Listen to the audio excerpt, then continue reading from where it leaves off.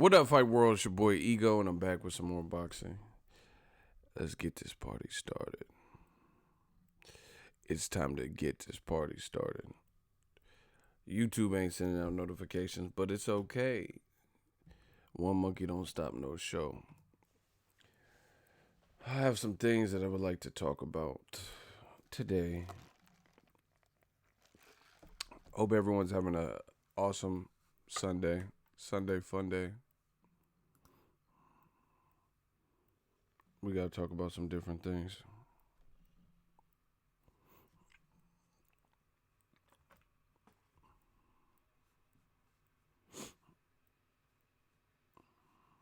Hold on. Let me check something out.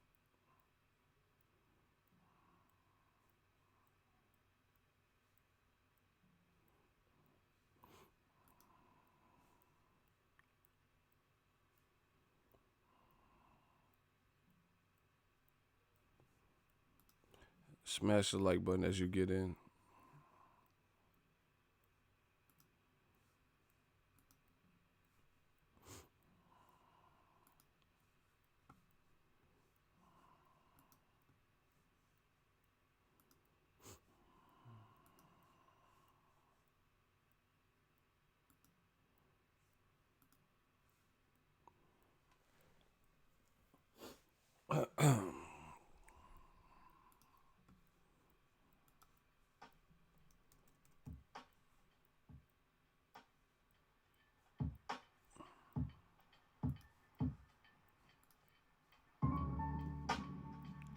Ooh. We gotta turn that down. P of the nation. Yo, what up, Ego? Thanks for always giving facts. No problem. Gang, gang. We up in here. When you guys come in, smash the like button.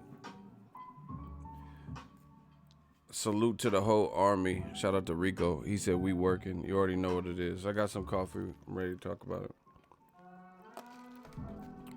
We're going to kill a little bit of time. Hopefully YouTube starts sending out notification, putting us on the front page. You guys can help by smashing the like button. Let me start off by saying that Chuck Liddell versus Tito Ortiz 3, that shouldn't have happened, bro.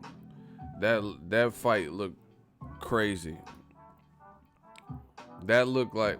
See, the worst part about it is this ain't a movie, you know? This ain't a movie, dog. It's a lot movie where you, like, you know, Father Time is undefeated, and, like, both fighters looked like just what it was. What to say, you know, retired for over a decade. Like, that was crazy, bro. Like, you know, Chuck Liddell actually looked like he was close. You know, like, physically and shape-wise, he got in better shape than the average. But you got muscle memory and stuff, so you can get some of that weight off, you know, different techniques and stuff. And maybe even in his offseason, maybe he didn't get too crazy. But as far as, like, performance, like, it did not look like... Oscar De La Hoya did a video too. He's like, this is the beginning of Golden Boy MMA. Like, it's actually that fight in the card and how it was, like, conducted. It's kind of the laughing stock of MMA from what I've been reading in comment sections. People are like, wow. Like, put it this way. Do you think Dana White is, like, laughing, or do you think he's scared for his business? From that, like, just be... See, I like transparency. I like to be honest. So I'm thankful. You know, I know we just had Thanksgiving, but I'm thankful. I don't, you know, I'm not trying to beat around the bush. Let's just, you know, let's just keep it a buck. Do you think Dana White, like, if you were in the UFC shoes, you're in Dana White's shoes, and somebody was encroaching on your territory, after you seen that card in the fight, would you be like, oh no, I'm worried, you know? Would you be afraid, like, honestly, if that was your rival? Because I know as a YouTube channel, if somebody came in and that was, you know, that was their effort, I wouldn't be worried about my channel. Like, oh, what are we gonna do? What are you gonna do? 50's back around. A job punk ass screaming out loud. I don't even know how. Listen, I don't even know how that even got. Like, Triple G versus Jaime Munguia didn't get sanctioned in Nevada, but California State Athletic Commission sanctioned that. Wow. Like, I would be like that. I don't know. I don't even know how that got sanctioned, to be honest. That was crazy. Chuck Liddell, he just looked gun shy. Like, to throw, he looked like real stiff. Like, I've seen how he fights. I watched the classic UFC shit when they were coming up. But he looked a lot more fluid in his heyday, as you should. You got to look at it like this. Boxing, MMA, fighting sports in general, it's brutal as is. Like, just if you're in it fighting routinely, training every day, it's brutal. So what do you think if you've been out of the ring for 14 years or whatever? It's just common sense. Because a lot of the guys, you don't know what they do in their off season. If you've been retired for 14 years, you mean to tell me Chuck Liddell, has he ever had a drink? Has he partied, stayed up late, just lived another lifestyle that wouldn't be conducive of that of a fighter? You got to ask those questions. Gaining weight. Was there any point in that, tenure where he gained a lot of weight? Or not just him, Tito. So it's just, that was horrible, bro. That Chuck Liddell fight was horrible. He just looked real stiff and like didn't want to throw. It's how they say alcohol is the truth serum? So is fighting. Fighting is the true serum too, because it don't matter what you say at the weigh-in, at the press conference. The ultimate lie detector test will be when you're in that cage or in that ring. But there's a little bit of tension and back forth, and none of that showed up. At least on Liddell's part. But hey, he got a payday. It is what it is. Big Money said, bro, when I seen him hitting the mitts before the fight, I was like, this nigga gonna get knocked out on my mama. This man look. Yeah, the mitt looked crazy. Like, it looked like slow motion, and I don't know. It just that wasn't a fight. I would have preferred if Golden Boy. This is just me. Golden Boy's not my company, so it don't matter if they, if they put on big events or events that flop. But I look at it like this: that was pay-per-view. Catches bullets with his teeth. Like, that was a pay-per-view joint. You actually, like, if you legally wanted to get it, you would have had to pay $50 for that, bro. Like, I don't know who paid for that. Like, I'm just being real. I don't know who paid for that. But that was something they charged 50. See, it's funny because Eddie Hearns keep telling you pay-per-view's dead in America. No, the fuck it ain't. Not if Golden Boy is able to put Chuck Liddell, Tito Ortiz 3, on pay-per-view and sell any copies, which, they did sell something. Somebody bought that. 7,000 seats in the Forum. That was pay-per-view, bro. Eddie Hearn talking about that. Pay-per-view's dead. They got golf. Tiger Woods about to be on pay-per-view. Fuck you talking about? Pay-per-view ain't dead. I'm watching Errol Spence Mikey. I'm watching Errol versus Mikey. BRONER PACQUIAO. Eddie Hearn's talking about pay-per-view is dead. How pay-per-view dead when that gets, how come pay-per-view ain't dead in the UK? How come Dillian White, Derek Chisora, which was a co-feature, it's a main event now in a rematch years later, and it's a pay-per-view in the UK? You got to ask yourself these questions. But as far as America, that was an American pay-per-view.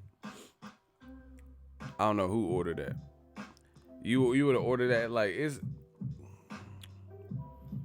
for one round, you know, and all the undercard fights and watch motherfuckers propose to their girlfriend. Nah, bro. Like, congrats to the guy that proposed to his girlfriend, but he lost the fight and then gonna propose. Where I'm from, the females, you know, they shady sometimes. You fuck around, lose the fight, they gonna they not gonna accept your proposal. You know what I'm saying? These Bay Area females, they be kind of smirkish. I'm like, I don't want to marry you, ego. You losing fights and shit. Hell nah.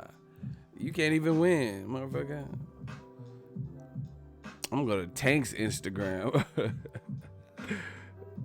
How you gonna lose a fight and then propose? I'm not trying to be funny, bro. I wouldn't even do it then. Like, if I lost, I ain't proposing shit. I don't like to lose. You feel me? Like, I don't like to lose. I'm I guess a poor sport. Fuck that. I ain't proposing shit. Cause I'll be angry as shit if I lost. You know what I'm saying? Like, nah, I think I'll be too irritable to propose at that given moment. I lost, like, fuck. Here's the ring and shit.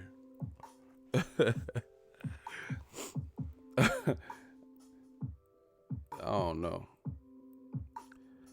Liddell got paid for taking peds and roboting in the ring. I don't know what you talking about. And it will take your mind. Love is blind and it will take over your mind. Hey, you singing Eve and shit. Love is blind. T Bonify said, I am ready for December 1st. The manifestation have started, and I will. Who's ready for the baptism? Yeah, I know my music. You talking about Eve? Love is blind, and it'll take over your mind. I know that. Shout out to Philly, though. Yeah, man. The fight game is crazy. Yeah, I just wasn't a fan of the Liddell fight. I felt bad. You know what I'm saying? Like, I felt bad for everybody involved. The fans who paid for that. You know, Chuck Liddell. Like, you come out of retirement. Like, because Chuck, he won the first two. You know what I'm saying? So that now, Tito being a little bit younger and fresher, he was able to exact revenge. You know, and now it's like 2-1. He's able to get his revenge and even the score, but he did it 14 years later. You know what I'm saying? I don't know. I don't know. I don't like stuff like that. That's like, I'm trying to think of. I don't know. That's like Cotto and Margarito waiting another 5 years and then rematching. Like, why I want to see that? You know, and then Margarito beats Cotto 5 years from now. Or Cotto wins again. You know, that's just, I don't know. Anyway, Anthony Joshua, he making jokes. He said he could beat Tyson Fury and Wilder on the same night, but he's also too sleepy to watch the fight. Yeah, it wasn't no exhibition match, though, because it was pay-per-view. So it would be on the exhibition. That was a pay-per-view joint. But so AJ said, he said he's not watching Wilder Fury because he's too sleepy. But he also said he could beat them in the same night. Hey, AJ be wildin' with this. These statements be funny as hell. Like, he said, let me read the quote. He is at a Range Rover Evo reveal or some shit. And Joshua laughed at, when asked which he'd prefer of the two, Tyson Fury or Deontay Wilder, to square off with, Anthony Joshua laughed and replied, quote, I'll fight both. I'll fight them both on the same night. We'll end up fighting them both. We're the same generation, same time, same career. The fans will demand it. Man, the fans been demanding it. Fury is a big domestic fight. Wilder is a big international fight. So they both make sense. I'd be willing to fight both. But see, why are you going to bed then? Like, you know what I'm saying? Like, I don't understand that.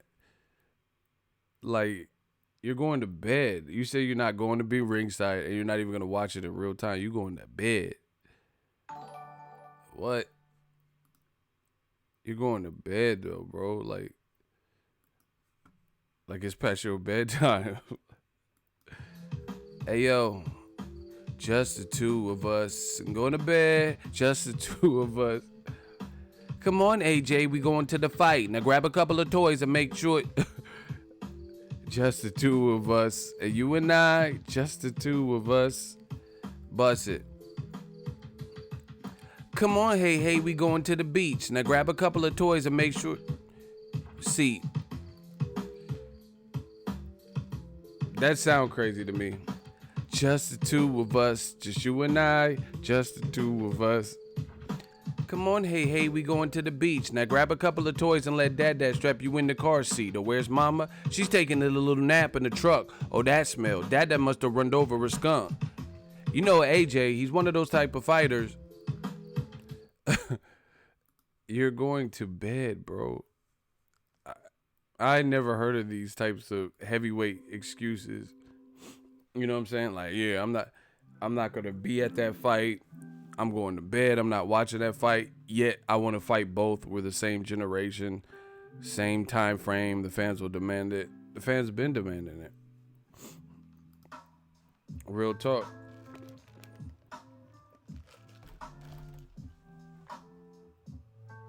Give me 1 second. I got to get some tissue.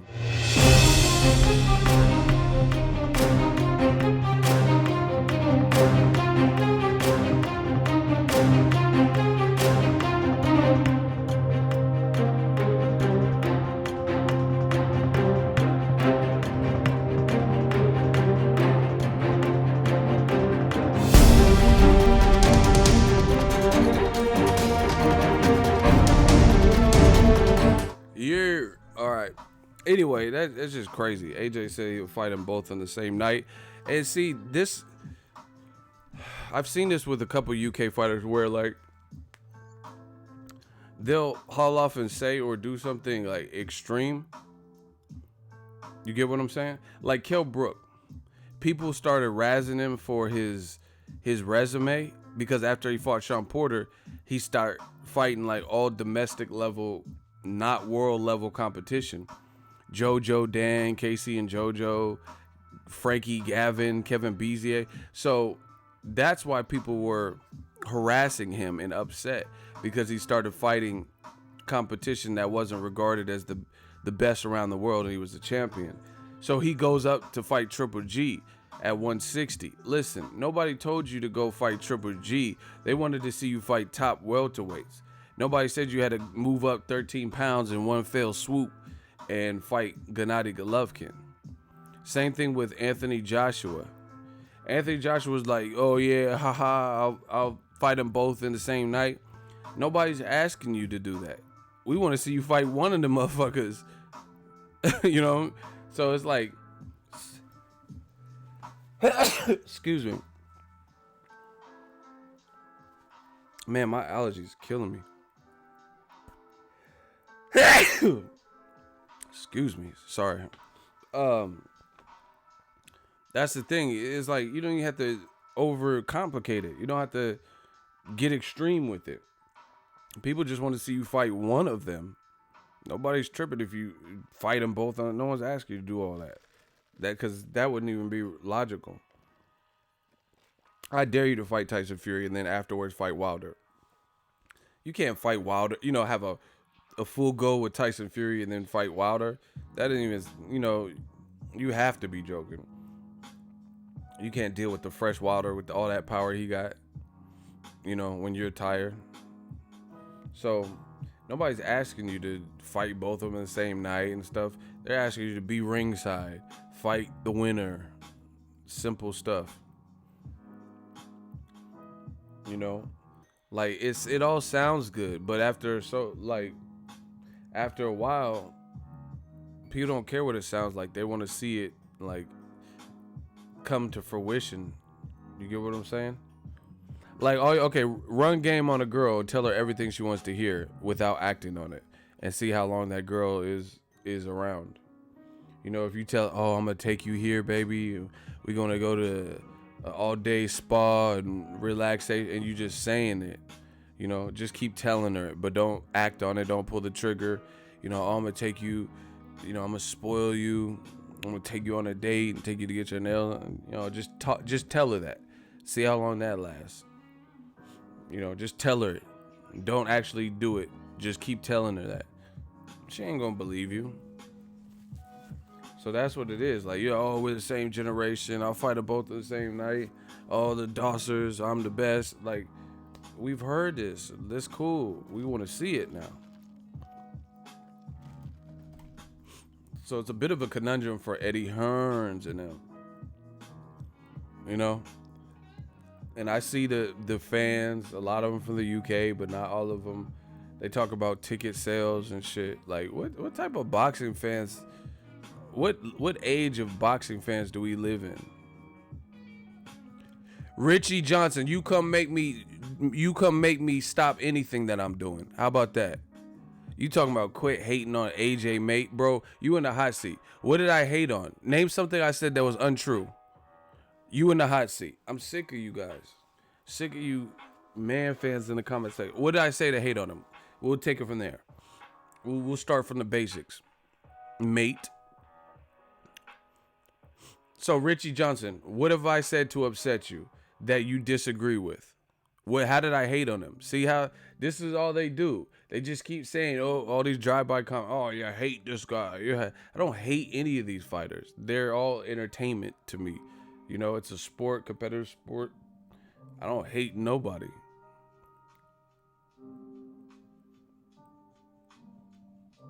So what did I say? Richie Johnson. I'll be damned if I lose to a motherfucker named Richie. Wasn't that little adopted boy from Family Matters? That light-skinned cuz? Wasn't his name Richie? You Richie from Family Matters. Little Richard. You Little Richard. You Richie from Family Matters. It's a rare condition. This day and age, you reading the good news. Or the newspaper page. Love a condition. Hold on, we got Richie in the building. Hold up. Where Richie? Where Richie? We got Richie in the building, bro. I'll never lose to no motherfucker named Richie. Who the fuck is Richie?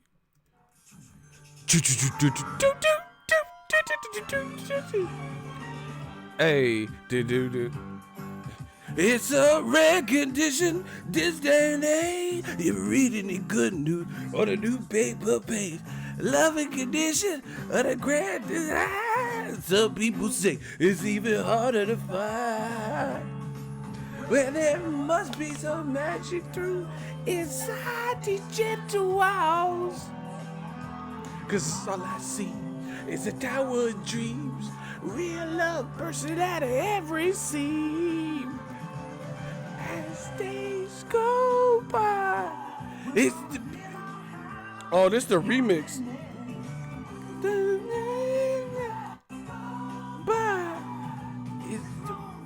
Oh, this is the extended version. Go by. It's the bigger love of the family.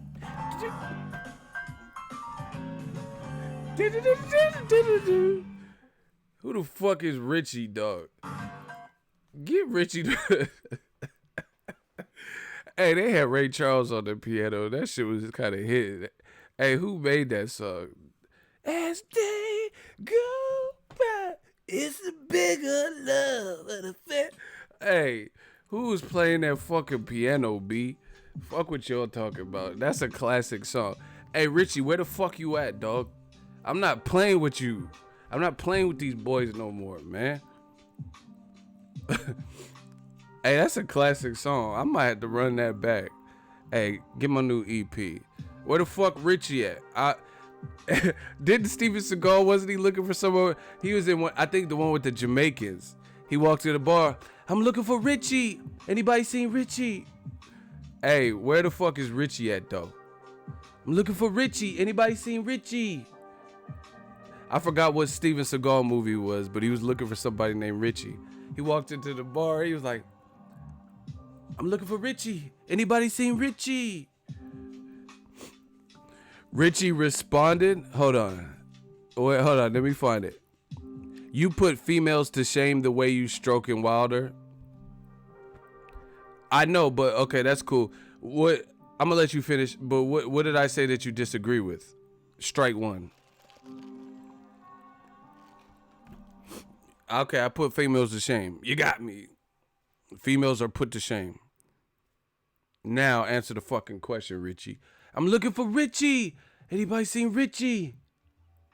I'm gonna do you like Steven Seagal, boy. You under siege. Anybody seen Richie? You marked for death. I'm above the law. Where you at? I'm Steven Seagal with it. I don't play with it. You on deadly ground, bruh. I'm Steven Seagal. I'm the Steven Seagal of boxing. Anybody seen Richie? Where you at? The dude said I put females to shame. That's cool. When you gonna answer the question? What about that part? Will we get to that part? We get to that part where you answer the question. How about that, Richie? Come on, Richie.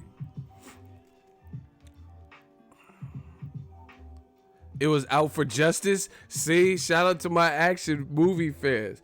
He said, anybody seen Richie? I'm looking for Richie. Out for Justice. Hey, where the fuck is Richie at? I'm looking for Richie. I'm Keith Thurman's ponytail. I'm Steven Seagal's ponytail, bro. Where you at, Richie? I'm looking for Richie. This dude getting clapped up. Where is Richie at, though? Richie from Family Matters. Where is Richie? Hey, I'm gonna play my shit again. Fuck what you talking about. Choo-choo-choo.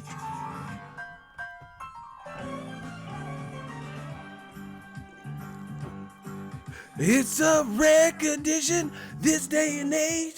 You're reading the good news on the newspaper page.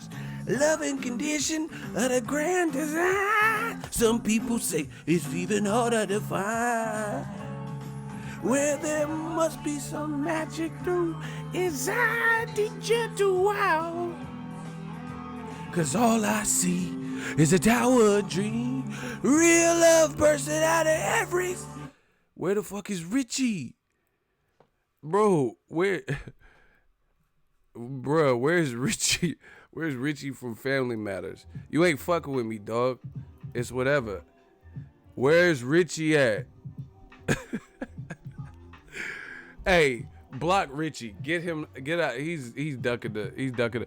Take off those glasses, you fisheye freak. Block him. Yeah, I got fish eyes. You got me. So once again, what we've come up with is a male judging another male, saying I put females to shame and judging my eyes through glasses. Bye, Richie. It's been fun. Richie from Family Matters, he had to go. He could no longer be with us. I know they mad. I know it makes them mad. I know it really frustrates them. They want to be just like us. They want to be new media. They want to be part of the cool kids club. But they not. So smash the like button. Hey, yo. Just the two of us. Just you and I. Just the two of us. I had to body Richie. Yo. Come on, Richie. We going to the beach. Now grab a couple of toys and make sure you... Oh, it's mama? She's taking a little nap in the trunk. Oh, that smell. Dad must have run over a skunk. Now I know what you're thinking. You know your mama. She's one of those type of women. I had to clap Richie. Cause something was so fishy. Hey, yo. I said we dancing on the ceiling like Lionel Richie. I had to clap Richie in front of the fans and he came to get me. Listen. we we just having fun with these boys. This shit is. Richie was looking fishy. Man, the topic is these man fans. They keep saying stop hating on AJ and all this clown shit, but they're not telling me what I'm saying. That's fine if that's what you feel, but let's go for it. Bar for bar, line for line. Let's see who got the most. I'm the ghost with the most. I'm Beetlejuice. I've watched The Exorcist 87 times and it just keep getting better. Oh, I'm the ghost with the most, motherfucker. Let's go.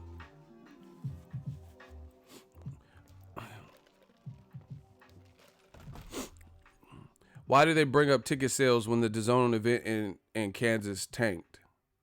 Let me put an article in here. Bro, I know somebody that lives in Kansas and they didn't go.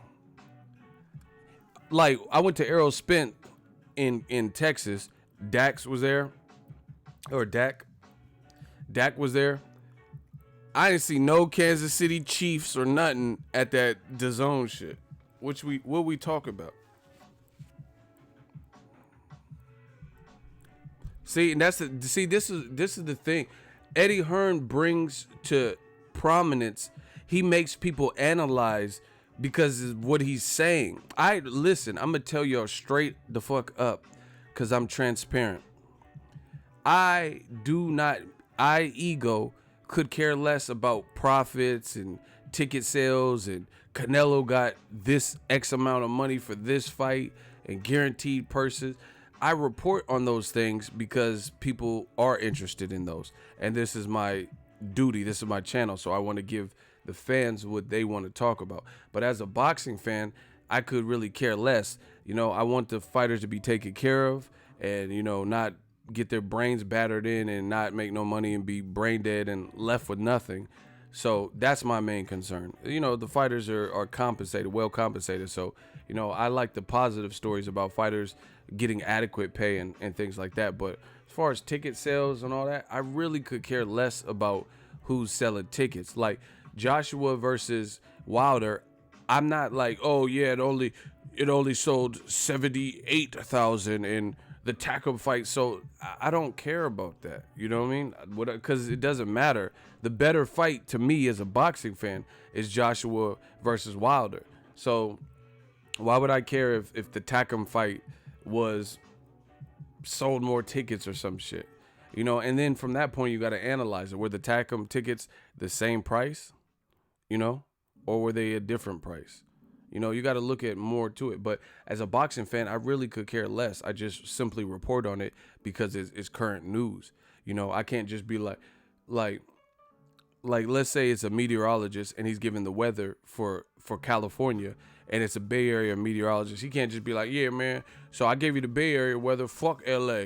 Fuck what the LA weather is like.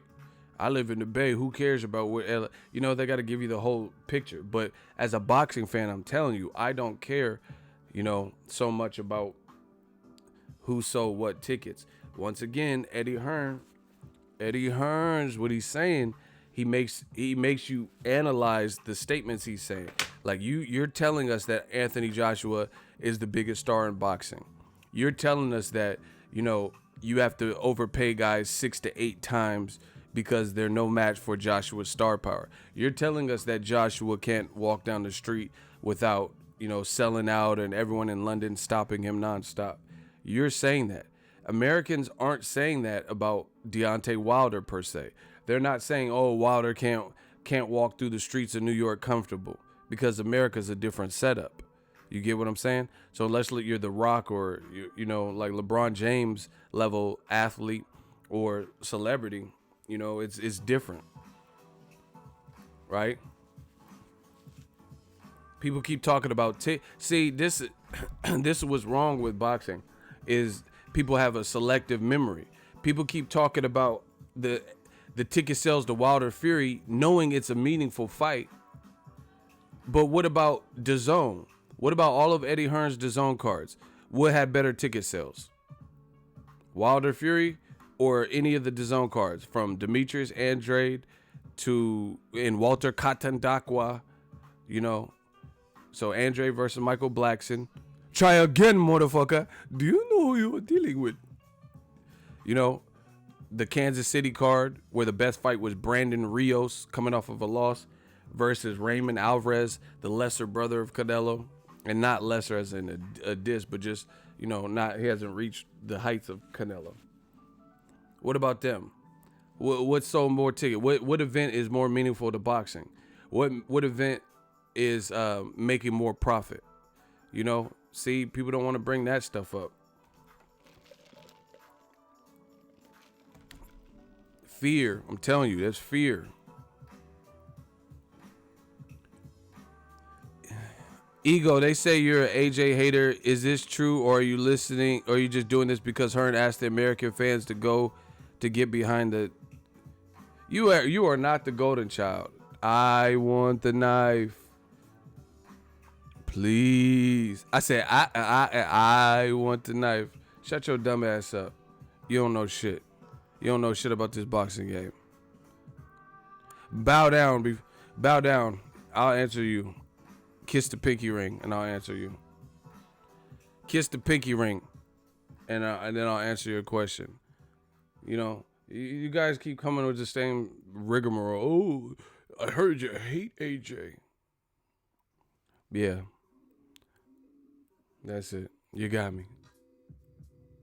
I hate another grown man. That, you know, this is stupid. You know, all you dudes that keep saying the same shit, peep this. This is why you can't fuck with the channel. Because you know what you're saying is bullshit. Okay. Why? Okay, so when AJ was fighting Klitschko, from that point and before, what did I say to hate on AJ?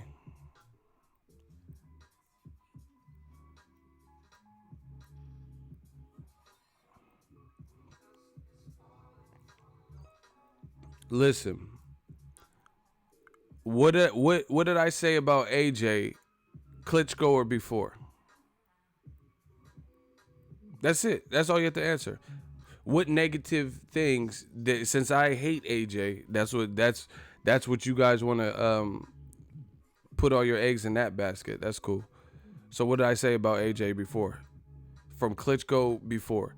So, you know, I don't know exactly. Let's say Klitschko was his 19th fight. I don't know the exact number, but let's say the 18th, 19th fight. So for his first 18 fights, or whatever the Klitschko was, what did I say about Joshua? I'm waiting. Let me know. Let me know that the hatred that I spewed for Anthony Joshua.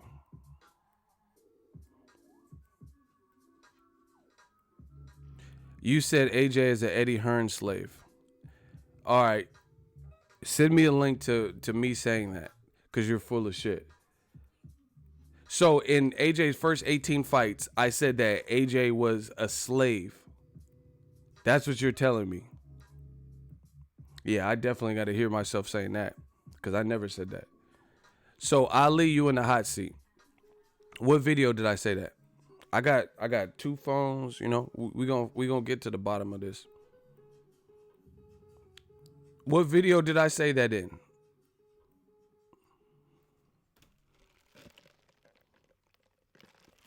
Once again, no receipts will ever be shown on their side.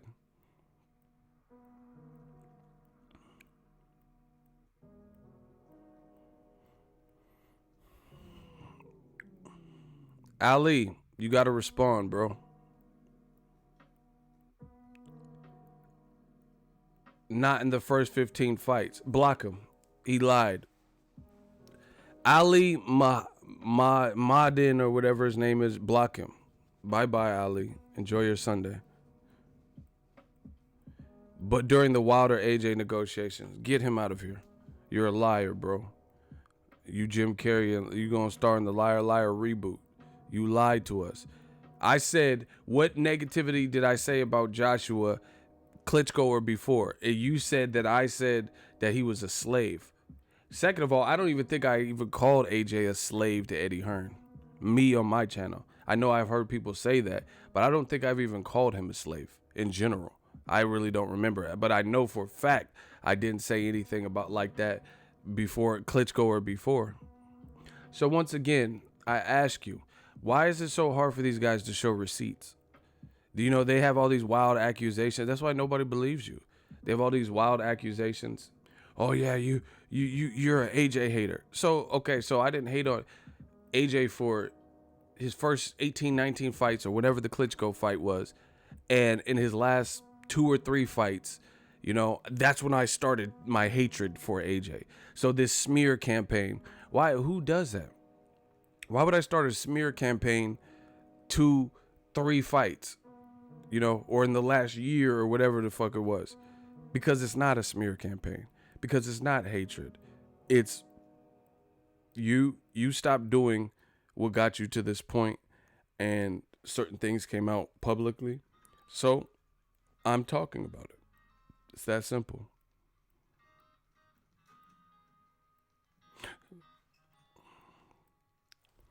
Can Fury KO Wilder? I mean, they're heavyweights. They're big ass dudes. I don't really see that. I would be I'm not shocked, but I would be impressed if he does it. It's possible, but I don't see it. You know, it'd be possible if Wilder gets so discouraged as a puncher, not being able to land, and he gets tired or something, and then, you know, Fury starts hitting him. I could see maybe a TKO, but I don't see that happening. But it's a heavyweight division, so, you know, there's no rules to this shit. But anyway, this is why they can't come up with receipts of what they're saying.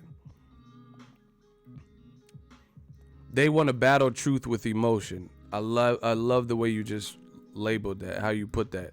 That's exactly, it is that. It is that, like Tupac said. It is that. They want to battle truth with emotion. That's why these dudes keep getting, like, dropping like flies and coming back and or complaining on other people's channel. You go block me. He blocked me, I tell you. Blocked. Because you're not speaking real. If somebody, like, listen, if somebody's a hater, what flipped the switch? I didn't say nothing about Joshua all the way to the Klitschko fight. But then after he beat Klitschko, it was time. You're a unified champion or you know, a champion with multiple belts, and Wilder had been calling you out even before the Klitschko fight. You know, what's bracking? Like, let's see, we want to see the Wilder fight.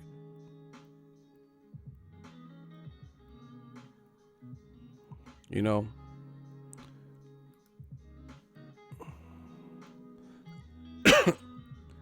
see, this dude said, I've seen people call Eddie a slave master, and I think AJ with Eddie in his 17th fight. But see, he says this is, his name is Unbiased Boxing Fan, but listen how idiotic his says. He says, I've seen people in Joshua's 17th fight call Eddie Hearn a slave master. Yeah, but what the fuck does that have to do with me? I didn't say that. He said, and then Hamza was talking to him. He said, I've seen people in the comment section. So I'm responsible for every comment that anybody leaves. You see how stupid these guys are? The whole, I'm the host. He said, I said this. I never said nothing about no, oh, Eddie Hearn is a slave owner and all that. I didn't do that. I didn't say that. So don't misconstrue or confuse what I say with anybody else. This is not a package deal. This is called Boxingego. It's not called Boxingego and Co. or, you know, Boxingego and Company, Boxingego, etc., Boxingego and Friends. This is me. I can't be held responsible for everything everyone says. It's called YouTube, not UsTube. I'm gonna say it again. This is called YouTube, not UsTube. I don't know what other people said. I'm talking about what I said. Hold me to what I say. I can't, if people in the comment section says something, you know, I'm not responsible for every fucking comment that ever came across. How can I, you think these dudes is retarded.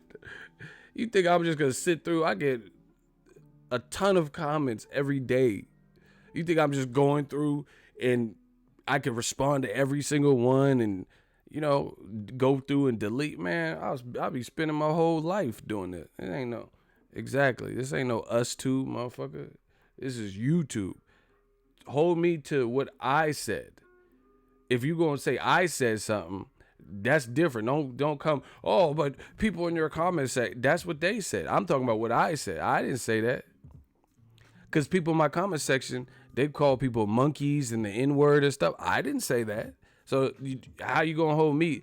Ego's racist because there was a racist comment in my. That is not how that works. That's like a school. Somebody puts a racial slur, tags it in graffiti on the side of the school, and then you say the school did it. The school's racist. No, motherfucker. A student in the school might be racist. Don't blame the school. Like the school was just condoning the swastika being spray painted on the side of the wall. These dudes just say whatever, bro. But anyway, enough of that. This whole, you hate AJ. Why is it so hard for them to show proof, to show up? Why is it so hard? Why? Just all we're asking you to do what new media does, show receipts.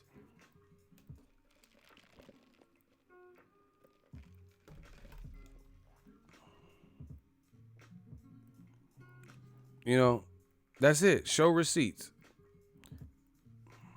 And they never do it.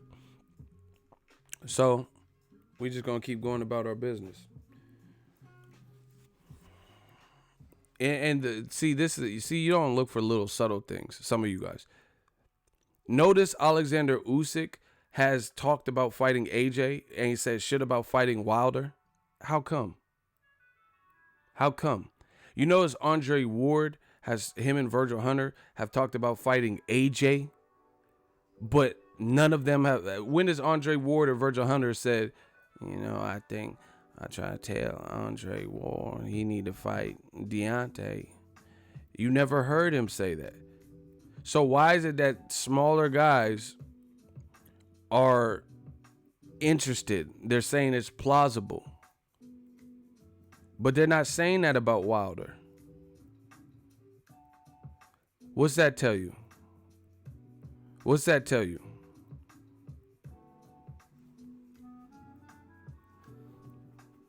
Why Usyk want to fight AJ? Why don't he want to fight Deontay Wilder?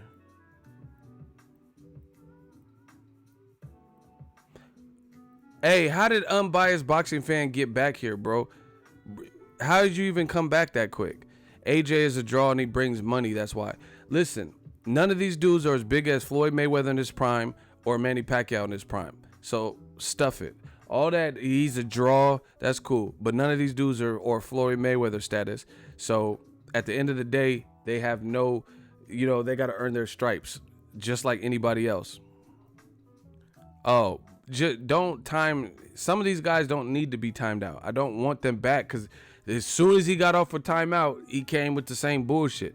Shooters, y'all got to do a better job of using discretion. Not everyone needs to be blocked per se, so you don't have to be. But if it's the people who are just going to be an irritant and then get off a timeout and then come back with the bullshit, then they just need the regular block.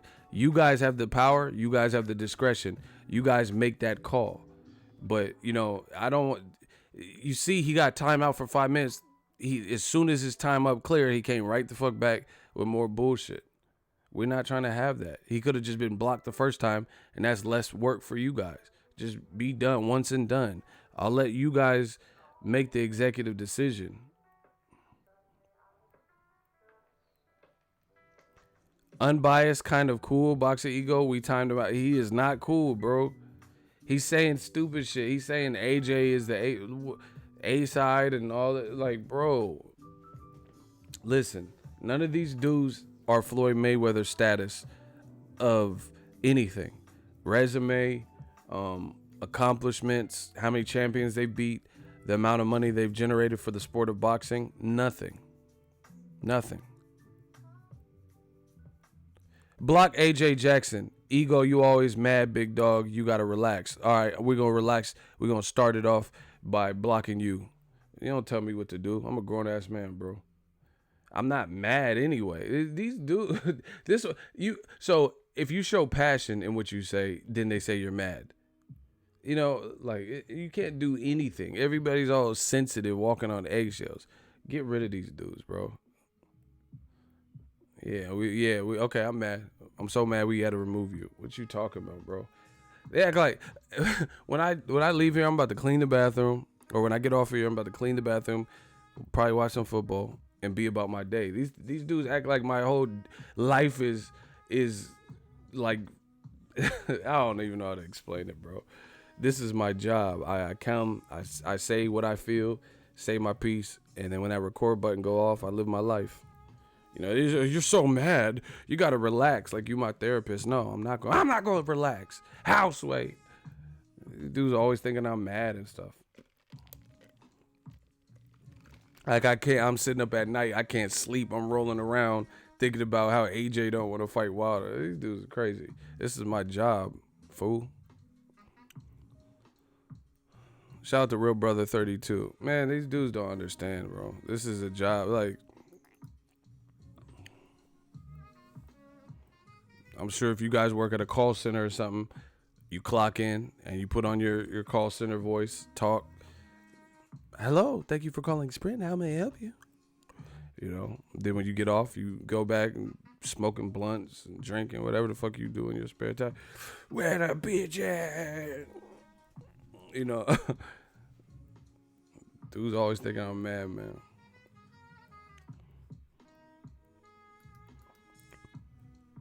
That man AJ said he going to bed. Hey, that's insane. That dude said he going to bed. He ain't even watching this shit.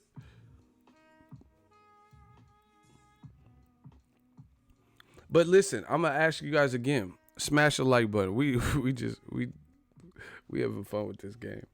I'm gonna ask you guys again. In your honest opinion, I want honest votes. AJ showing up to Wilder Fury, does that show his level of interest in fighting the winner, preferably Deontay Wilder, or it doesn't? Yes or no? Does Anthony Joshua, if he were to show face at Wilder Fury, do you think that helps or benefits or shows a level of interest in Team Joshua's side in trying to make the Wilder fight next? Yes or no? Be honest and answer. Be on 100% honest, like honest to God. Answer that question. It makes the fight bigger. So yeah, all of that. Does it benefit Joshua Wilder, if AJ were to show up? Does that show, like, is that like a good indication that he really wants the fight? Does it help build the fight? All those things. Yes or no? In the comment section, yes or no? And answer honestly, because depending on what you answer, I will question it in the hot seat if I think you're being facetious. Does it benefit Joshua Wilder if Joshua appeared and made an appearance at a big heavyweight fight, the biggest heavyweight fight this year?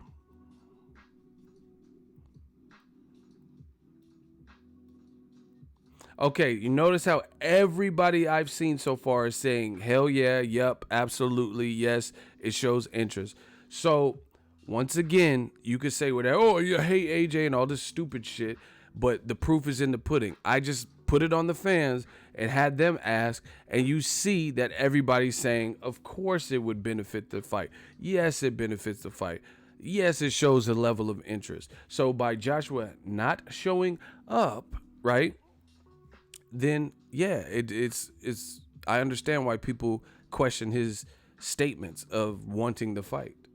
Now, there are a lot of idiots. It's a pity that y'all look like idiots. What song is that from? Y'all don't know that shit. It's a pity that y'all look like idiots. Does anybody know that song?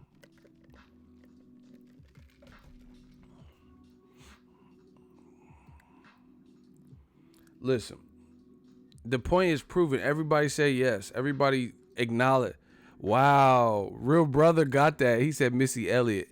It actually wasn't her song, but she was featured on that song, so I will take that as an answer. Wow. Real Brother 32, he said he on his music stuff. So anyway, it's common sense, of course. It would benefit the fight, and it would show a level of interest, etc., right? And that's why everyone voted that way. Missy is hard. Shout out to Missy Elliott. Yeah. So it would clearly benefit if AJ wanted to fight. So with that being said, here's the thing. It's a pity that y'all look like idiots, right? A lot of people, they try to play dumb. Oh, why did Wilder go to the Joseph Parker fight? So sorry. Try again.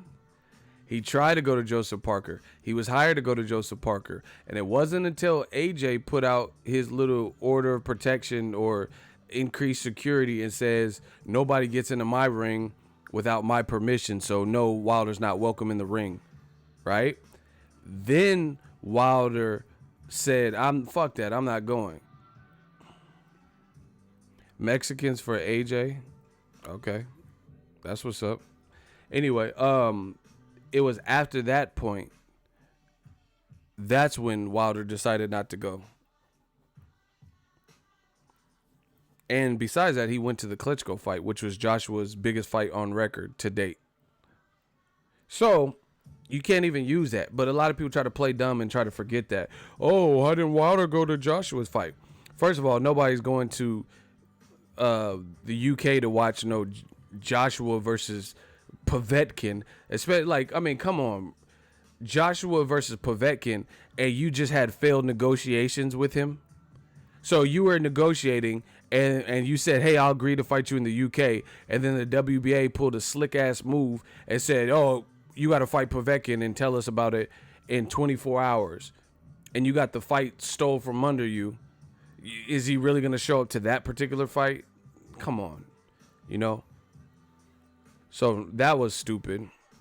And then as far as Joseph Parker fight, he was going to show to that fight. But guess what? Joshua said, no, you're not able to come.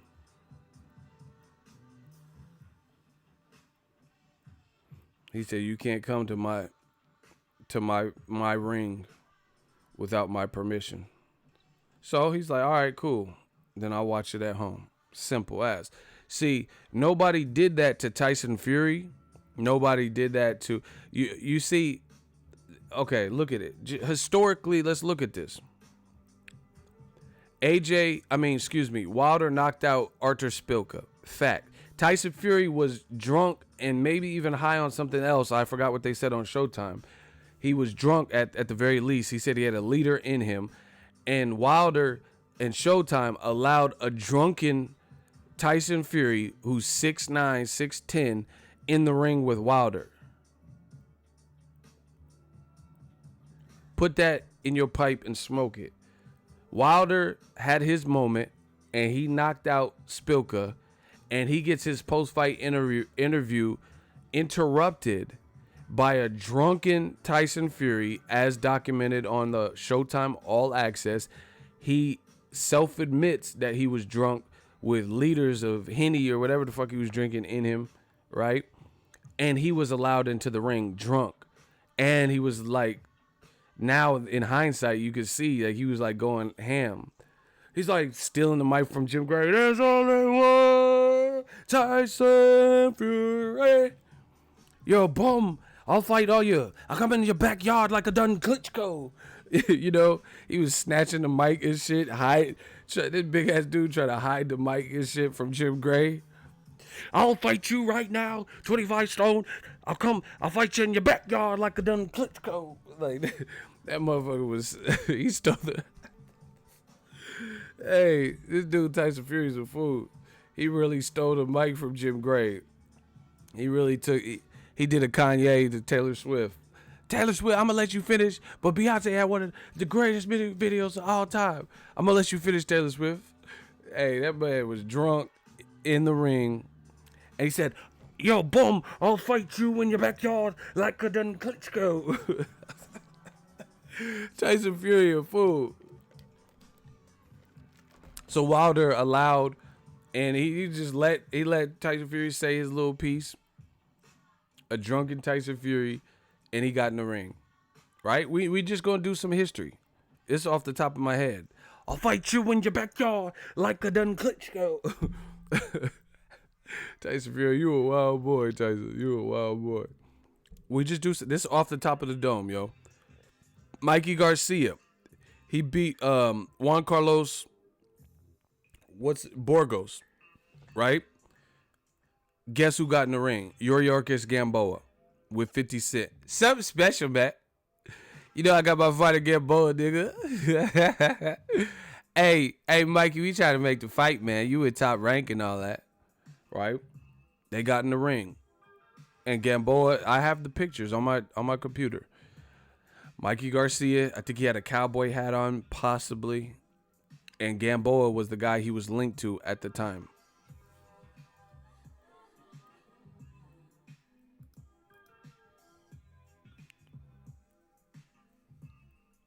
Right? I was trying to read what that dude said, but it was not even worth it.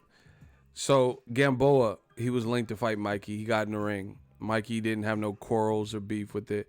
Floyd Mayweather, I believe he beat Juan Manuel Marquez, and then Shane Mosley hopped in the ring, and he's like, all right, Shane, don't disrespect me this much, you know. And Floyd started getting mad because Shane Mosley was trying to domineer the like the mic and the conversation, and it was his moment.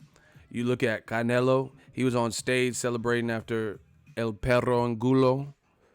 And then Edislandi Lara got on stage and started saying his piece. Like, they was like sharing the podium.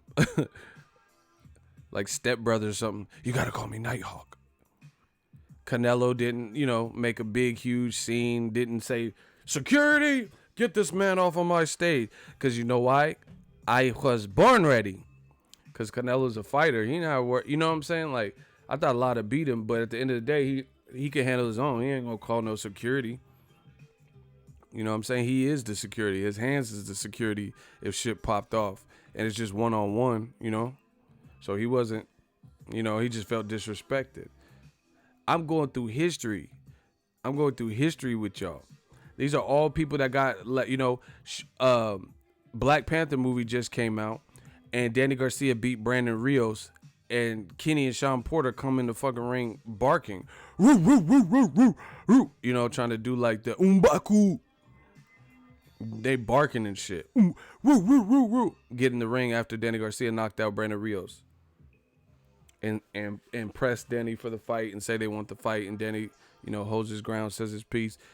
Keith Thurman got in the ring with Danny Garcia after Danny Garcia knocked out Samuel Vargas. Right? Luis Ortiz knocked out Daniel Martz. Wilder got in the ring. Tyson Fury beat up on Francisco Pianeta. Wilder got in the ring. Look, this is all history. This is all factual. You guys could go. There's pictures of all of this.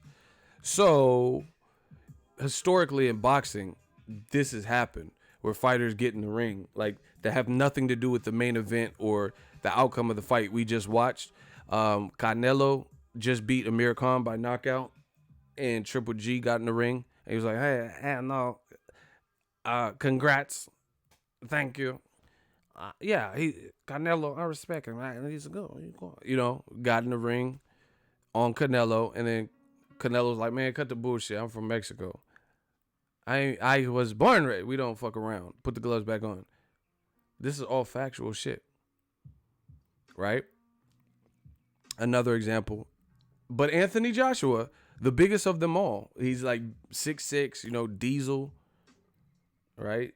260, 250, whatever. And he telling Wilder beforehand, hey, you better not get in my ring. Crazy. It's crazy. Because in boxing, this has always happened. Where a fighter gets in the ring.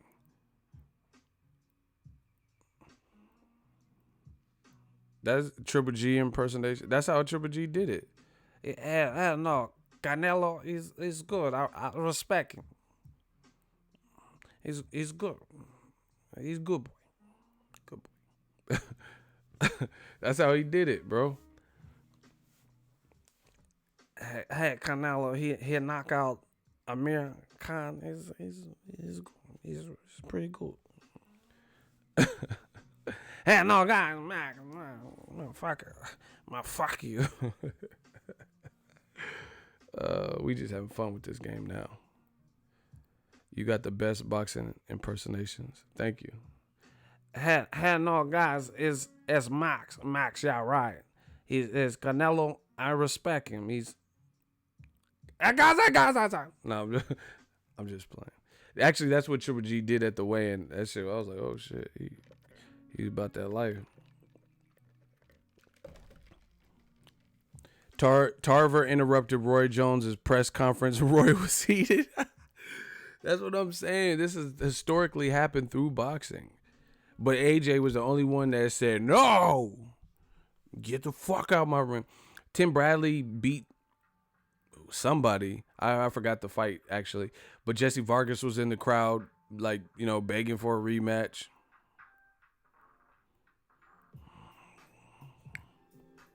Joshua was the only one that I could remember that, you know, put a stop to the getting in the ring shit and say, hey, no, it's mod. You don't get in my ring.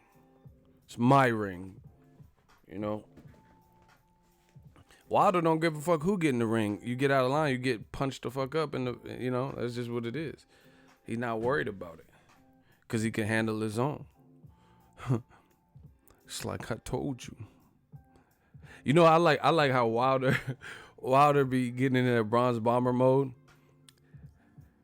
No, I like when Wilder is talking about his alter ego, the bronze bomber, because the regular Wilder be scared of bronze bomber's power. Do you know what I'm saying? That motherfucker be like, he really have multiple personalities.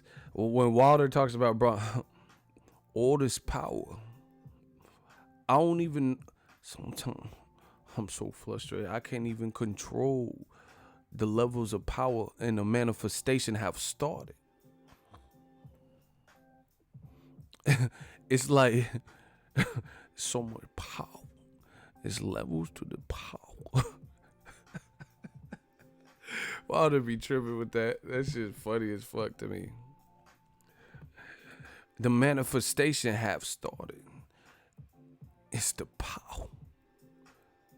No one man should have all this power. You know, you got to get that Kanye. It's like he's cutting a pro wrestling pro. It is definitely that. Every time I get a knockout, I always look at my fit and I'm like, I'm so flushed. It's so much power. I'm trying to catch a body. That man said he tried to catch a body in the ring. That's crazy. He said, I'm trying to body something.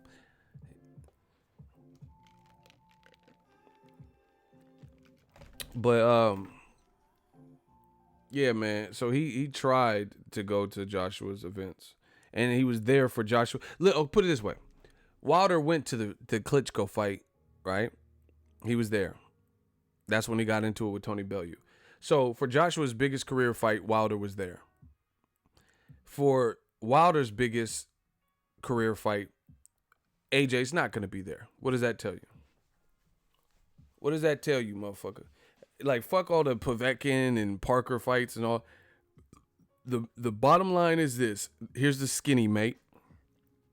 For Joshua's biggest career fight to this date, Wilder was in the building. For Deontay Wilder's biggest career fight to date, AJ has openly told you in advance that he's not going to be there. So, once again, put that in your pipe and smoke it. Wilder showed up, showed face at Joshua's biggest fight, but AJ did not pay the same, doesn't plan on paying the same level of interest or whatever. AJ booking the next trip to Dubai, claiming he was jet lagged. At the end of the day, you want something, you get it done. Period. And we all admitted, or at least everyone I seen that voted, admitted that Joshua, if he showed up to the Fury fight, it would show due diligence that he's really trying to get the fight. So you could go to Canelo's fight, which has nothing to do with you other than the fact that you guys are both on DAZN. You could do a promo photo shoot or, pectoral challenge or whatever they're doing, right? In America. So you're going to be in America multiple times, but you won't be in America for the fight where you want to fight the winner. Okay. Okay. It just doesn't make sense. Even Keith Thurman, who's been inactive and playing the flute and all this shit, right? Sitting Indian style playing the flute, he showed up to fights that involved his contemporary. He wasn't at a lot of PBC fights, but he went to Danny Garcia both of his fights because he knows he might have to rematch Danny Garcia. He knows might have to rematch Sean Porter. You get what I'm saying? Pectoral challenge. Man, I'm just saying, I don't know what the photo shoot is or whatever. I don't know, whatever. Fucking American Gladiators reboot, British Gladiator. I don't know what the fuck he's doing. But bottom line is he's not showing up. It's per his own words.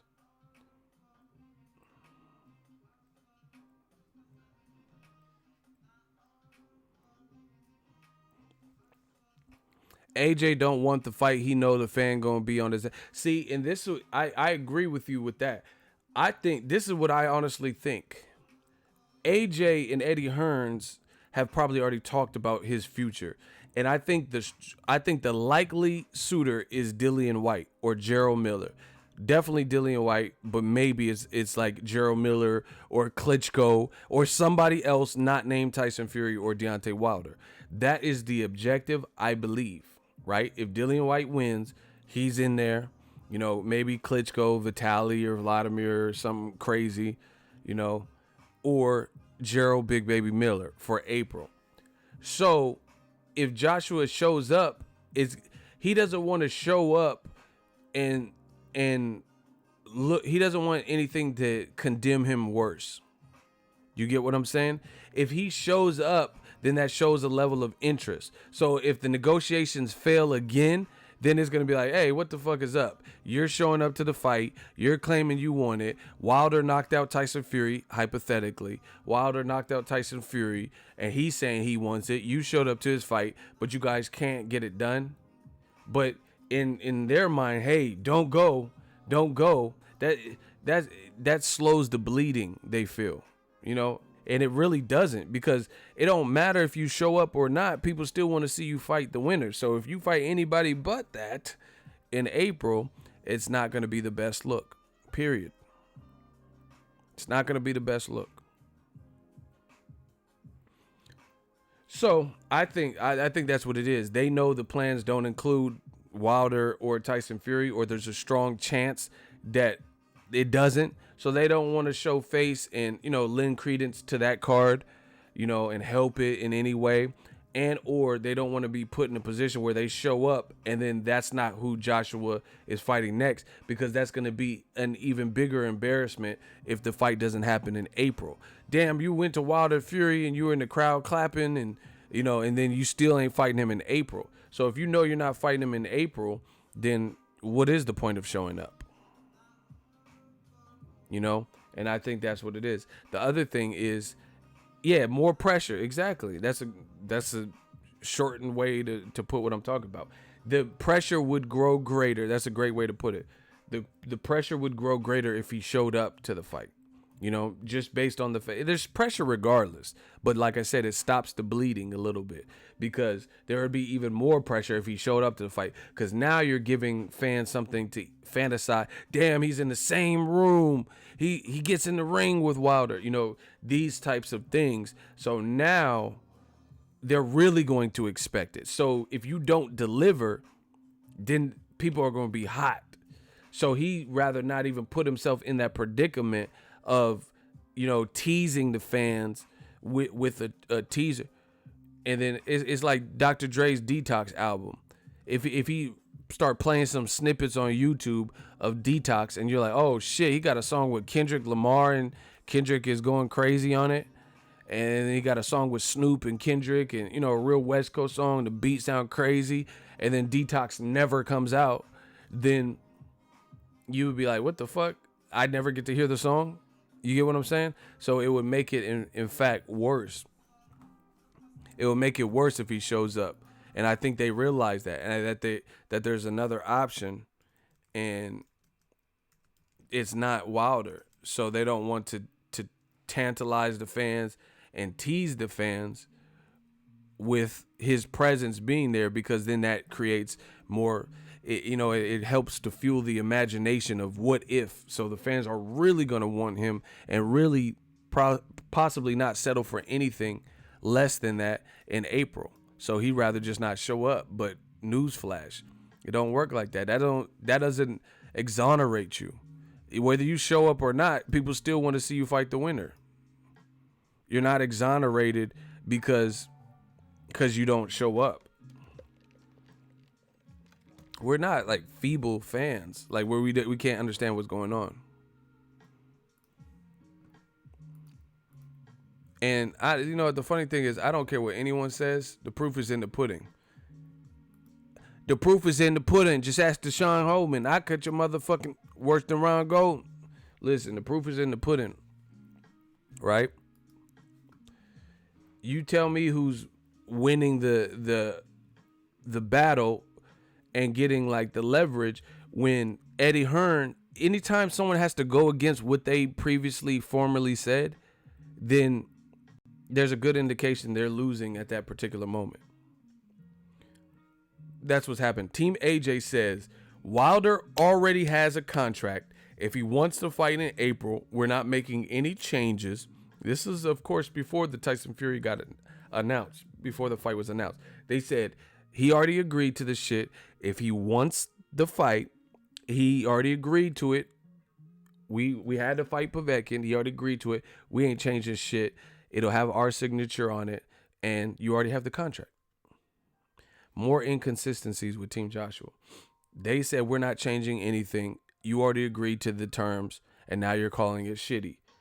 But now Eddie Hearn in recent interviews, Eddie Hearns is saying that they have modified the contract. Now it's allegedly a 2-fight deal, one in the UK, one in the USA. It's allegedly now it's a percentage-based deal instead of a flat rate. So what changed? Why are you going against what you said previously? It does not make sense unless you know that you are losing pull. You are losing clout.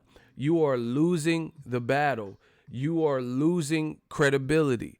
Because why would you, okay, let's say I have a car. Let's say I have a Shelby Mustang and I'm selling it for $6,500. And somebody offers me $6,000. I'm like, nah, I could get top dollar. But I'm about to get evicted, right? So all of a sudden, a month later, I contact that buyer. Hey, you still interested in this car? I'll sell it to you for $5,500. Wait. A month ago, you didn't want to sell it for $6,000. You said $6,500 or take a hike. Now you're willing to sell it for $1,000 cheaper. Well, guess what? That gives you the inkling that something has changed. Maybe I'm desperate for money. I'm hurting for money. So I'm just trying to sell it because I got to save some other things, or, I'm going to get evicted or whatever. There has to be a reason why you would change that, because why were you so firm in selling the Mustang for $6,500 and you weren't willing to take $6,000, but then a month later you're willing to take even less than what they offered you. You're willing to take $5,500. So anytime somebody has to derive from what they formerly said, that goes to show you their situation probably got worse. Something's changed there. Because why wouldn't you still stand your ground and be like, no, I want $6,500 for it? Why are they reaching out to you trying to sell it for cheaper than what you offered them a month ago? So they're obviously desperate. End of story. Eddie Hearn was on the radio or on the videos and stuff, all in the video, and he says Wilder already has a contract. We're going to send him the same contract, no changes, with new dates, right? And he needs to sign it if he wants to fight. We're not changing anything. Now they're willing to change things. Why? Wilder hasn't even fought Tyson Fury yet. Why are you now willing to offer him a percentage split? See, in this, listen, it's without a shadow of a doubt in my mind, this was Team Joshua's fault. Here's why. Simple mathematics. Or if you speak Spanish, matemáticas, right? Simple mathematics. Whatever your 2-fight deal, one in the UK, one USA, rematch clauses and percentage splits and all this shit, you're now willing to offer hold on. Y'all got to get these likes up. I'm about to drop these fucking gems. Listen, smash the like button. If you want me to drop this gem, I will explain it to you as clear as I possibly can. I need y'all to put a hell yeah in the comment section if you want me to drop this gem. Ain't shit free. I need a hell yeah in the comment section. Y'all got to motivate me. I'm giving away too much of the game. I'm giving too much of the game up. Yeah, Trey want to hear. Okay. Ronald Finkley, he said he smashed. He said hell yeah, he trying to hear. Galen trying to hear. Okay. Listen, I'm about to give y'all the game right now. Joaquin, Elias, brother Henry, they want them jewels. They said, we like some thieves. We want them jewels. P of the nation. Okay. Real brother dropped the ego emoji, so you know he want to hear it. All right, listen. Here's why I feel it's Team Joshua. I promise you, and I will. I promise. I want somebody to battle me in the hot seat on this topic. I dare anybody because I've already thought about this. Okay. Wilder has not fought Tyson Fury. We all know that. I'm going to the fight. I'm going to cover the fight, and I haven't watched it yet. So, factually speaking, Wilder Fury has not happened yet. Right? Eddie Hearn said after the Povetkin fight happened or after it was signed that we sent Wilder the same offer because that's what he agreed to. Block Tai Chi or whatever his name is. Block him. They're only here to cause distractions. Shooters, block him so I can continue. The faster y'all block him, the faster we can continue. This is what they do. They try to create these little distractions. So luckily I didn't get too far into it. Wilder sucked. Okay, get them all out because the shooters is coming for you. Tai Chi 33, block him or her or whatever the fuck it is. They're only here to cause distractions. Get them out of our faces. Well, we don't got no shooters. Block Tai Chi. Thank you. Ronald Finkley. Thank you. Okay, see? They're only here to cause distractions, so let me hurry up. Eddie Hearn initially said Wilder agreed to the contract, so you want to fight us in April? We're not changing anything. Fight us in April under those same terms. Now he's saying that they offered him they offered Wilder a percentage split in this new deal. It's a 2-fight deal, the UK first, and then the USA, and it's a sweetened deal. So you have to ask yourself, since Wilder Fury has not happened yet, and Eddie Hearns is saying the ticket sales aren't great, and Eddie Hearns is saying the pay-per-view buy rate won't be great, and he'll be surprised if it does 1 million, then why did you improve the offer? Question A. Question B is this. What has changed between what you said of you're not changing the contract until now that made you change the contract, and why didn't you offer whatever you're offering him now since nothing has changed before the Povetkin fight was made? Answer that question intelligently. Once again, let me break it down. Eddie Hearn says the pay-per-view buy rate won't be all that. He said ticket sales ain't all that. You know, Wilder Fury hasn't happened yet, so we don't know how Wilder's going to look. Yet you modified the contract and sweetened the deal. So whatever you're offering now, what changed that? Why did you decide to change and give him a percentage split now? Why did you offer this 2-fight deal now? Why is it sounds like, at least from what he's telling, sounds like the contract is better now. And whatever those reasons are, then why didn't you offer him that same deal before the Povetkin fight got ordered in 24 hours? Somebody answer that question. So first come up with the excuse of why something has changed when Wilder hasn't even fought Tyson Fury yet. We don't know how he's going to look. We don't even know if he wins. We can speculate. So you have to come up with the excuse of why the sudden change. And then 2, why didn't you offer them that? Hamza understand what I'm talking about. Shout out to my shooter. Listen, somebody answer this question. See, y'all motherfuckers are just, oh, you hate AJ, you hate Hearn, you hate the UK, all this stupid shit, but y'all don't answer square ass, like, you know, simple ass questions.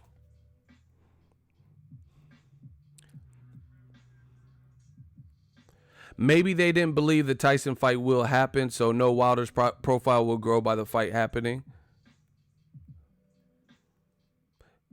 They didn't believe. They said the fight wasn't going to happen. Eddie Hearn said the fight. That's your answer? Because they didn't believe the Tyson fight would happen?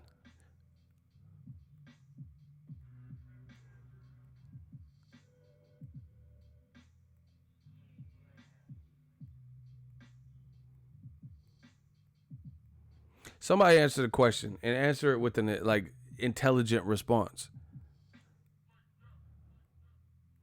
You said you weren't changing the contract, and now you're changing the contract. So why the change of heart? Why are you now improving the contract again? Unbiased boxing. The question is simple. Eddie Hearn, after the Povetkin fight was signed, he said, oh, we still got April open. We still got April open for Wilder, but we're not changing the contract. We're going to sign it, and hopefully it entices him. But he already agreed to he already agreed to the fight terms. So we're going to redraft it with the new April date, and we're going to sign it. And we're not changing anything like the purse split or anything else like that. And we'll send it back to him, and he needs to sign it. The date's there. You already agreed to this. But now he's changing the contract. What made you change it? Somebody answer that. What made you change? You did interviews where you said you're going to just sign it, switch the dates out, but the basis of the contract that he agreed to would be the contract that he's seen. So why did you change it? What made you change it? Wilder hasn't fought yet. Wilder's popularity is what changed. How? He hasn't fought Tyson Fury yet. How does popularity change? We don't even know if he wins versus Tyson Fury. All right, I'm going to start putting you on the hot seat. Y'all ain't giving me the answers. Okay, so Boss K said Wilder's popularity has changed.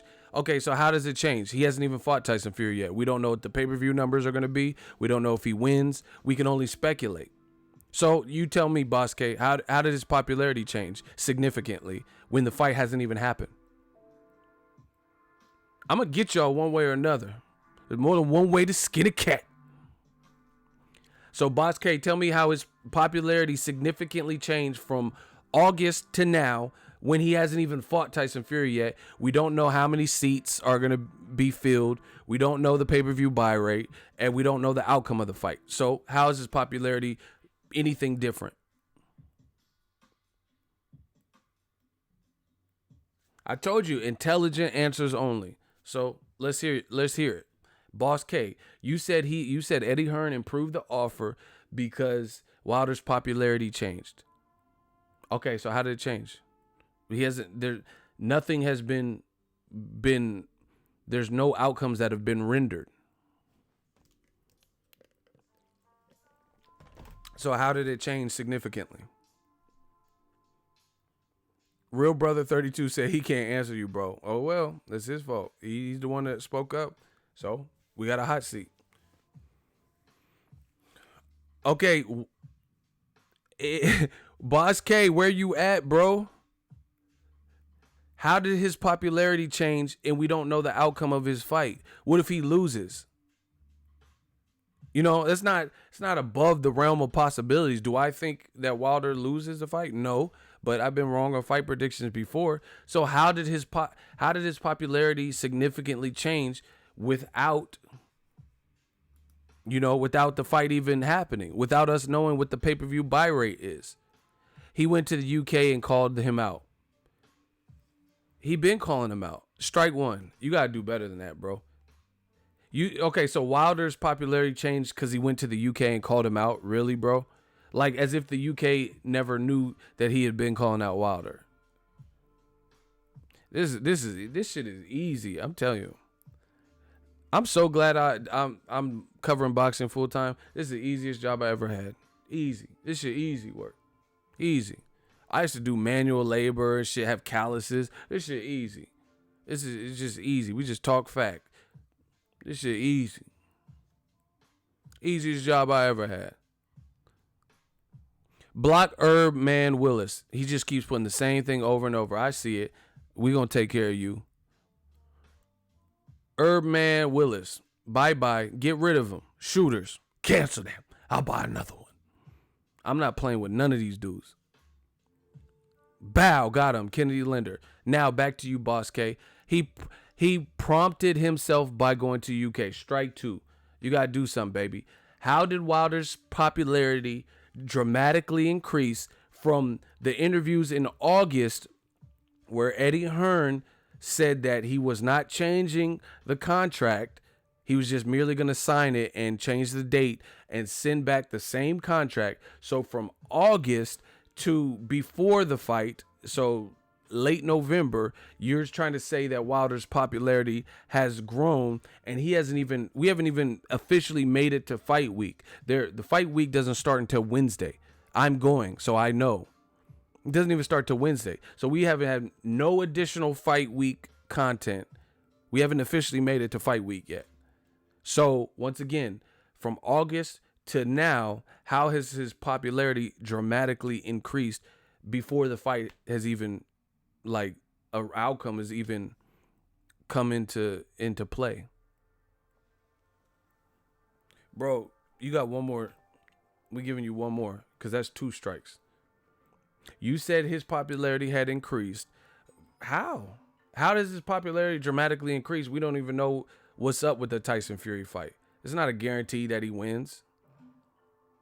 We think he wins. A lot of people. That don't mean nothing. 10 seconds. I'm not waiting all day. 8 seconds. Boss K, where you at? 7 seconds. 6 seconds. We not playing no games. 5 seconds. Where you at, Boss K? 4 seconds. Where you at, Boss K? 3 seconds. Boss K, you got to do something, baby. 3 seconds, Boss K. We not playing no games. I'm TB Ego. Okay. 2 seconds, Boss K. Where you at? 1 second, Boss K. We got to expedite things. We like FedEx, UPS. We got to expedite. We had that overnight pack for you. We got that overnight package. What's your final answer? 1 second. What's your final answer? How has his popularity changed from August to now, and we don't know the outcome of Wilder Fury? Go. 5 seconds, 4 seconds, 3 seconds. You got to do something. Boss K. 2 seconds. 1 second. Get him out of here. Boss K can go. He's clearly not trying to. He has no answer, no logical answer, because it wouldn't take this long. You see, this is another drive-by. They realize they can't make sense and they can't outrank me. They realize they can't out-debate me. They realize I'm the creme de la creme. El Capitan. Numero uno. They understand it. I shook up the world. They not fucking with it. I told you. I told you guys.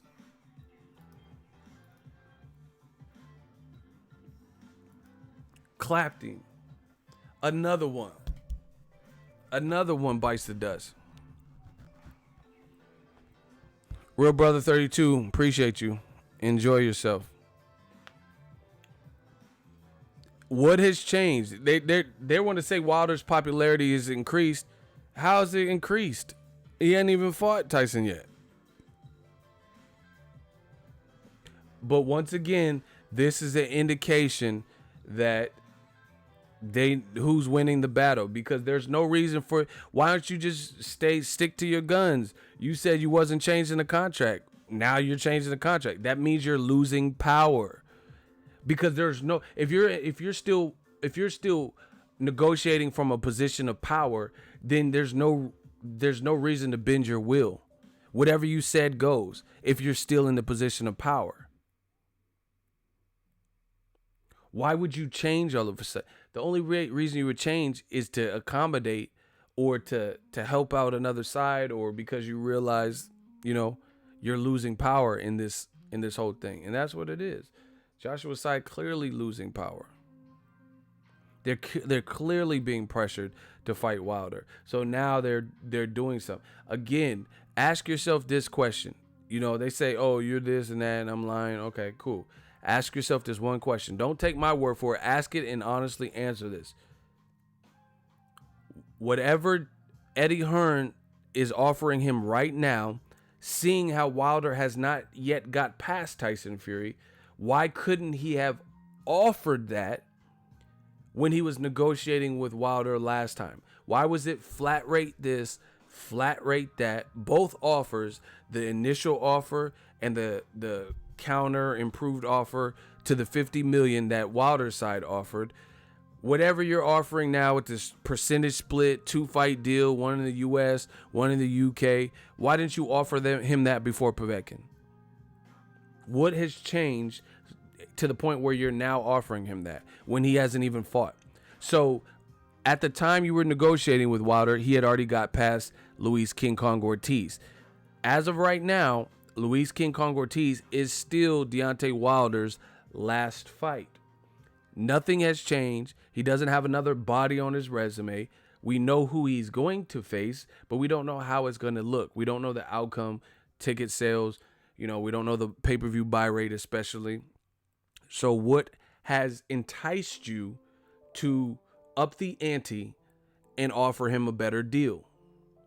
And whatever you have offered him now, why couldn't you have offered it to him then? It's a simple question. You're offering this new sweet deal allegedly with a percentage split, but that's what he was asking for back then. He wanted something that was fairer, a fair deal. So seeing how he hasn't fought Tyson Fury, we can only speculate the outcome. Why offer him a percentage split now? But then before the Povetkin fight, when you were negotiating with him, you didn't offer him that. You didn't offer him this great 2-fight deal with rematch clauses, dual rematch. Now you want to do it. That's how you know you're losing power. Period.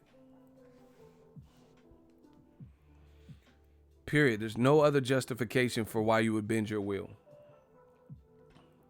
Like I said, if you're selling a car for $6,500 and you can get $6,500, you're not going to hit somebody up 2 weeks later, a month later, and willing to sell it for $5,000. Why are you slicing prices? Because maybe you need the money soon, or time's running out, or you realize you can't get $6,500 for it. There has to be a reason. But if you're that confident that what you offer was somebody's going to bite, then you're not going to change your price. You're not going to slash. You're not going to have these liquidations. You're not going to bend your will. It just doesn't make sense. Makes no sense at all. Because if anything, you would go the opposite direction. Like, let's say Coca-Cola, Warren Buffett, he had bought stocks. I watched this thing where I'm not going to get into the whole story, but long story short, Warren Buffett bought into Coke brand, and he read reports that they were selling 1 million. They're generating $1 million a day based on it. So he raised the price of the Coke $1. So he just doubled his profit just by that, because they were already selling $1 million a day, and he knew people would pay the extra $1 for it. So he just raised it $1. So if anything, you would go in the opposite direction. If you can get away with it, you're going to raise the price. If Eddie Hearn knew that Wilder was actually losing momentum and not fighting credible names, then you would offer him an even shittier deal. but you realize that he's growing in popularity. You realize that the pressure is mounting, you know, so now you have to be more reasonable with him as opposed to going in the opposite direction. And that's the way business works. You know, if that's just how it is. If you come to negotiate, like let's say Triple G, whatever Triple G was holding out for in the second fight, he can't do that in the third fight necessarily. Here's why. The first Canelo Triple G fight, a lot of people, including me, thought Triple G won the fight, won it close or whatever, but thought he won. So going into the rematch, on top of that, Canelo failed a drug test. So at that particular moment, he could use those two things. A, it was controversial, so you need me to clear the air. Plus, you just came off failing the drug test. But now Canelo has already beat Triple G, collected his belts. He's doing the year-round drug testing. So if they do fight for a third fight, then Golovkin is not in the same position of any level of power. Even though he wasn't the A side in the rematch negotiations, he had a higher negotiating position because he could at least say the first fight was controversial. A lot of people thought I won, but they scored it a draw. Plus, you're coming off of this drug test. Now these things aren't the case. So Golovkin, that plus he lost and got walked down by the smaller man. To me, his negotiator, he can't be like, oh, I'm holding out unless I get 45%. Because the moment he does that, Golden Boy could just be like, all right, we fighting Danny Jacobs. We're not doing all this, you know? So once again, Golden Boy / Team Canelo have gained and grown in A-side value from a business perspective, and Triple G has actually lost some of his clout in room to negotiate. Does that make sense to everybody? Because he at the second negotiate, he can at least say, Canelo, you failed a drug test. You owe me because the first fight or the second rematch got canceled, and then plus the first fight was controversial. The second fight wasn't really controversial to me, and I don't think to Canelo's team. Plus he's doing year-round drug tests, so they don't have the same bargaining chips that they had. They don't have the leverage. Yeah, that's a good word. Yeah, they don't have the same bargaining chips. They don't have the same leverage that they had previously. That's a good word. Thank you, Hamza. You can't, and that's how business works. People lose leverage all the time.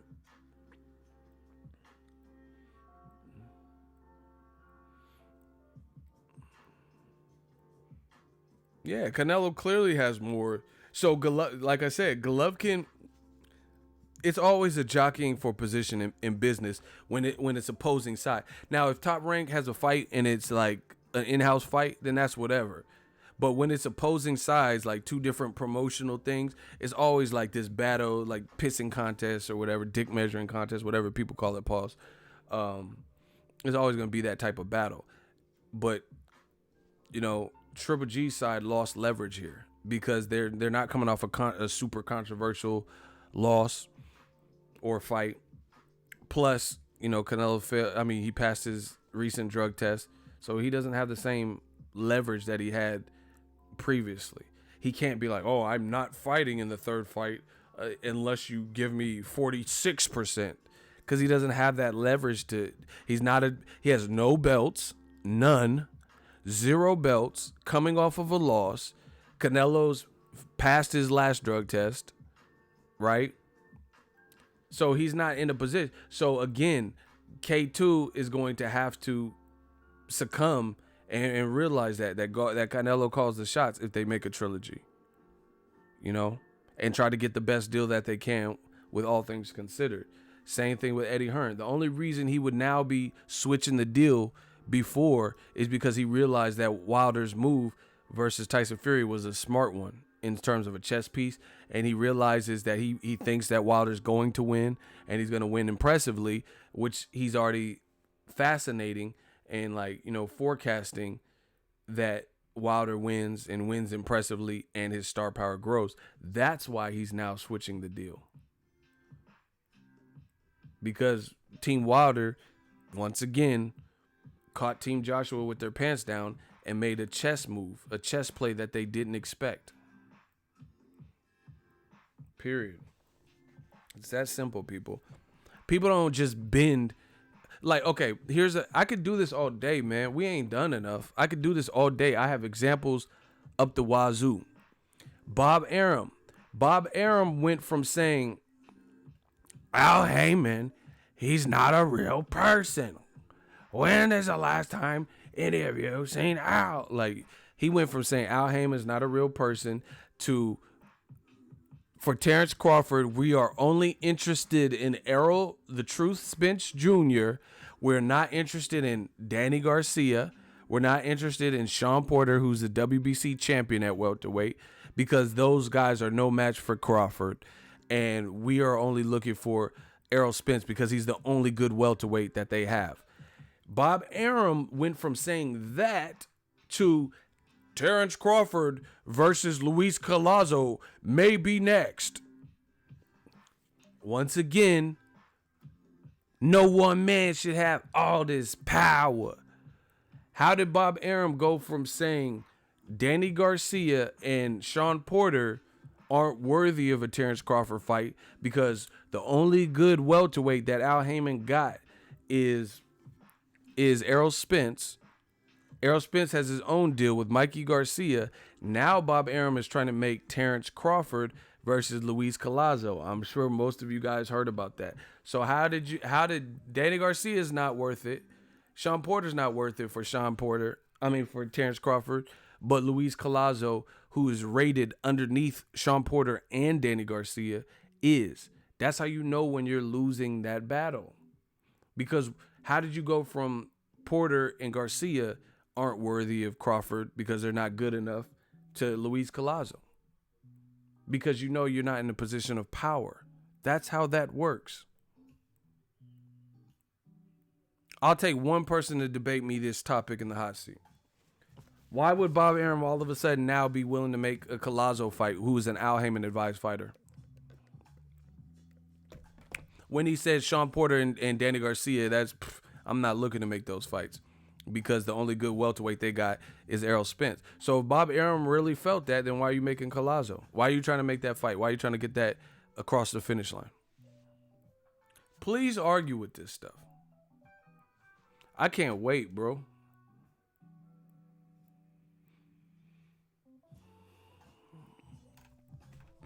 Why are you trying to get Collazo versus Crawford across the finish line? Because you're not in a position of power. If you are in a position of power, you don't do those types of moves. Arum only has so many names at welterweight. He doesn't have many names at all. He has Crawford and he has Mean Machine. And maybe some obscure guys from other regions or somewhere that no one knows about. He has to bend at some point because he's not in a position of power, which is what I've told you. The welterweight division is owned by Al Heyman in terms of he has the most talent in that talent pool. All the best names and the biggest fighters are predominantly with Al Heyman, minus, of course, Terrence Crawford. So, Arum said, I'm going up. See, y'all, some of y'all don't get it. You don't understand what I'm saying. You're like, oh, Arum has to bend. Yeah, he does have to bend, which is what he's now trying to do. But that's not what he was saying. Arum said, I was there. He says, I'm not looking to make Terrence Crawford versus Sean Porter, who is a WBC champion, and I'm not looking to make Terrence Crawford versus Danny Garcia. Basically, all these other welterweights minus Errol Spence are lousy. We're looking for Errol Spence. We want to make that fight. So why is he bending now? See, you guys don't understand the message. Like Nas said, the message. The message is simple. You only bend when you're not in the position of power. That's it. Look at a relationship, right? If like, let's say Kobe, he caught that rape case. Then he gets a tattoo of Vanessa real big on his arm. He's not in a position of power. His wifey or whatever she was at the time was getting ready to possibly leave him. She found out he was cheating, caught a rape case and all that. So he's not in a position of power. He has to appease her. He has to try to make it right. She doesn't have to do nothing. She doesn't have to wake up and give him head and stuff like that. He is the one. He is the one that he got a $4 million ring. Exactly. Because he is not, when you fuck up, you're not in a position of power. It's that simple. Kobe Bryant caught a case. It got found out that he was cheating. So he bought her the $4 million ring. He got this big ass Vanessa tattoo because he had some ground to make up. She didn't. She didn't have to go out and buy him a car. She didn't have to get his name tattooed on her lower back. He had to do that. That's what happens when you lose power. People lose power for a variety of different reasons. In business, people lose power for different turn of events. You know, if you do something wrong, you lose power. So Vanessa didn't have to change nothing she was doing because she wasn't the one that was guilty in that situation. Kobe is the one that fucked up. Therefore, he lost power there, and he had to buy her the ring, and he had to make amends and make things right, get the Vanessa tattoo. The Wilder fight, Wilder Fury's on Showtime pay-per-view. And I suggest people support it. If you know, that's how we get the meaningful fights when the other meaningful fights do well. But that's how this power game works. So when if you're in a position of power, you're not going to do nothing like that. Like it's that simple. If Vanessa fucked up and Kobe was in the position of power, he's like, man, I got a million women. You cheat on me, then you get kicked to the curb. You get what I'm saying? Like, because he's in a position of power. Y'all got to read the 48 Laws of Power. Robert Greene. Very good book. Y'all gotta understand how this power thing works. See, that's what I was trying to tell y'all from the beginning. Bob Arum is not in a position of power in the welterweight division. He has a very good welterweight in Terrence Crawford. Very, very good. Possibly the best, top 2 in the division to me. But we still have to continue seeing him perform how he's been performing. But so far, so good. Cool. But he doesn't have a deep stable and rivals for Terrence Crawford in-house that make sense, that make a lot of noise, that make money, that further Terrence Crawford's career into becoming a star. So that's what I was telling you. Beggars can't be choosers. You have to lean on, most likely, Al Heyman. Because what other welterweights are there? Kell Brook, we don't even know if he can comfortably make welterweight. Plus, he has 2 losses out of his last 3 fights. There's other good welterweights like Rashidi Speedy Ellis. That's my dude. Shout out to him. He's with Golden Boy. He's a very good welterweight, but he hasn't been promoted. His last fight was on Facebook, and Golden Boy in my opinion, hasn't done a spectacular job of making him a household name. So none of those fights, although they could be good for, competition-wise, it's not a good fight business-wise to make Crawford into a star because, in this current market, 2 guys have to be kind of name known for it to work. There's not that many stars where singularly, no matter who you put them in there with, they're doing crazy numbers,